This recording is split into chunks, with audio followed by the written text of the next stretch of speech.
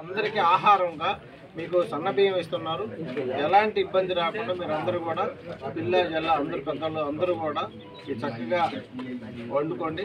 జాగ్రత్తగా ఆడవాళ్ళకి తెలుసు ఎలా వండాలో. ఈ కొత్త బియ్యం కాబట్టి మన ఖరీఫ్ సీజన్లో మొన్న వచ్చినాయి కాబట్టి కొంచెం ఉడికించుకోవడంలో మీరు చాలా జాగ్రత్తలు తీసుకోవాలి. ఎందుకంటే ముద్ద కాకుండా ఉండే విధంగా తక్కువ నీళ్లు పోసుకునేసేసి జాగ్రత్తగా మీకు అంతా టెక్నిక్స్ మీకు ఆడవాళ్ళకైతే తెలిసి ఉంటుంది కాబట్టి ఇది మన గౌరవ ఉప ముఖ్యమంత్రి గారు మన నియోజకవర్గంలో ఉండటం మన అదృష్టంగా భావిస్తున్నాను. నేనైతే మీరందరూ కూడా అలాగే భావిస్తున్నారని నేను కూడా అనుకుంటున్నాను.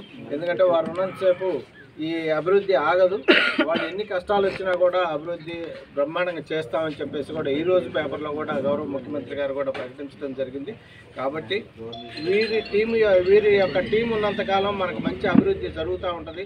అందరూ సద్వినియోగం చేసుకోవాలి. ఇందులో దేనికి ఏ భేదభావం లేకుండా అందరూ కూడా కలిసిమెలిసి ఉండాలని చెప్పేసి వీటన్నిటిని కూడా సద్వినియోగం చేసుకోవాలని కోరుకుంటూ ముగిస్తున్నాను. Thank you.